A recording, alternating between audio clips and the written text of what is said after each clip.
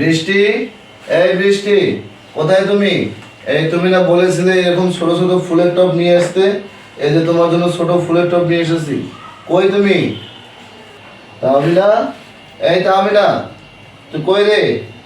কি ব্যাপার, কেউ তো কোনো সাড়া দিচ্ছে না, কোথায় গেল? তোর ভাবিরও কোনো সাড়া পাচ্ছে না, তোরও কোনো সাড়া পাচ্ছে না, কি ব্যাপার?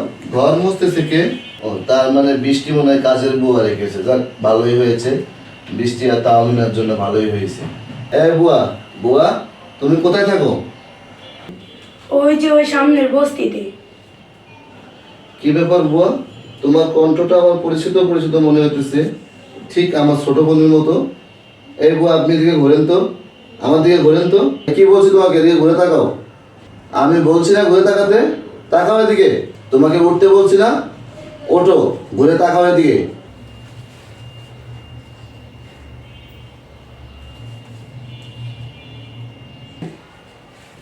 কি ব্যাপার তাহমিনা, তুই ঘর মুছতেছিস কেন? কি ব্যাপার, তুই আমার ছোট বোন, তুই থাকবে এই বাসার রাজধানী হয়ে, তুই কেন এই ঘরের কাজ করতেছিস? কি করবো ভাইয়া, না হলে তো ভাবি আমাকে খাওয়ান দিবে না। আমাকে বলছে কাজ না করলে আমাকে খাওয়ান দিবে না। উফ, তাহমিনা, তুই এটা কি বলতেছিস? তুই আমাকে এটা কি শুনাইলি? আমি মাত্র 2 দিনের জন্য ঢাকার বাইরে গেছি, আর এর মাঝে তুই বাসার কাজের বউ হয়ে গেলি? এটা ভাবির হুকুম ভাইয়া, এ বাসার সব কাজ তো আমিই করি। জানো ভাইয়া, ভাবি বলে আমি নাকি বৈশা বৈশা খাইয়া আমার গায়ে চর্বি জমে গেছে।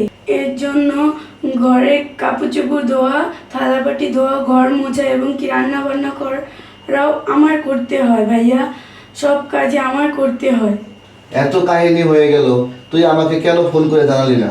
কিভাবে ফোন দিব ভাইয়া, ভাবি তো আমার কাছ থেকে ফোনটাও কেড়ে নিয়েছে। বুঝতে পেরেছি, আচ্ছা ঠিক আছে, আমি এর একটা বিহিত করতেছি।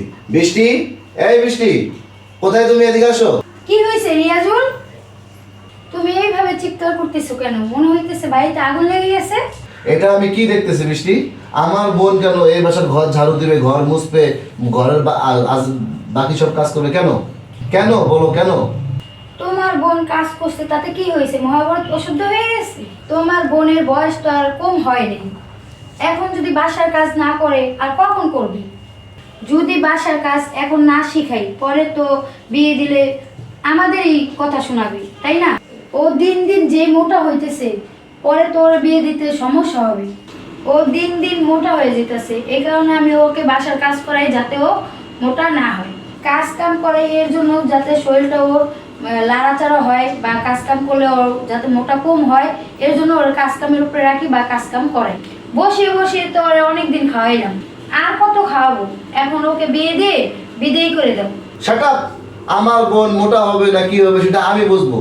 ওকে বসিয়ে বসিয়ে খাওয়াবো না বিয়ে দিয়ে বিদায় করে দেবো সেটা আমি বুঝবো। ও কি তোমার কামাই খায় না আমারটা খায়? তোমার এত সাহস হয় কি করে? আমার এই আদরের ছোট বোনকে তুমি ঘর মুজাচ্ছ, থালা বাসন ধোয়াইতেছো, আবার রান্না বান্না করতেছো, বাসার সব কাজ ওকে দিবাচ্ছ। তোমার এত বড় সাহস কে দিয়েছে তোমাকে? তোমার এত বড় স্পর্ধা কি করে হয়?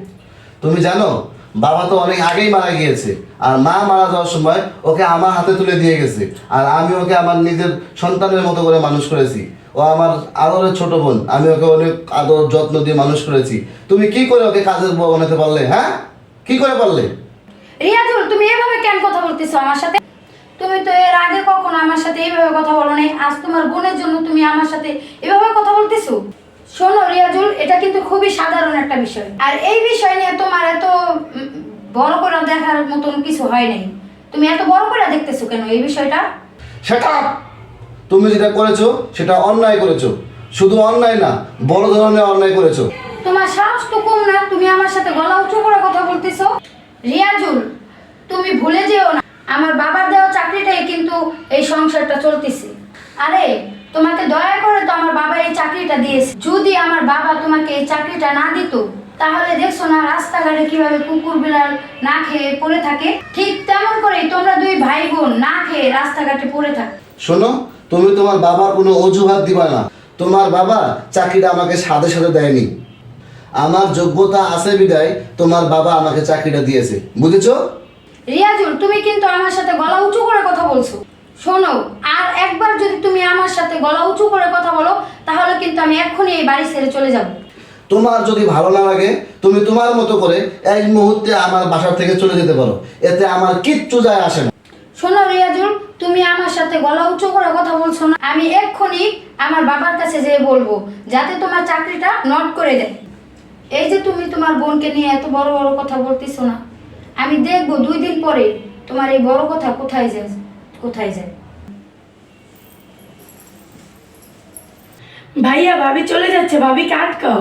আমি চাই না আমার জন্য তোমাদের সংসারে কোনো অশান্তি হোক। ভাইয়া তুমি চাইলে আমি গ্রামের বাড়িতে চলে যাব, ওখানে চাচা চাচি আসে, আমি তাদের সাথেই থাকতে পারবো।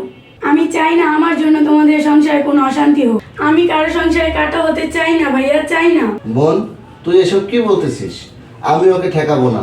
তুই দেখছিস না তোর সামনে ও কিভাবে আমার সাথে অহংকার করে কথা বললো। তুই যে আমার কাছে কি সেটা কেউ জানে না, শুধু আমি জানি। আমি তোর জন্য একটা না ওর মতো 1000টা বউ আমি ছেড়ে দিতে পারি, কিন্তু তোকে আমি ছাড়তে পারবো না, কারণ তুই আমার সন্তানের মতো, তুই আমার আদরের ছোট বোন। ভাইয়া, ভাইয়া রে। তুই কান্না করতেছিস কেন বোন? আমি তো আছি, তাই না?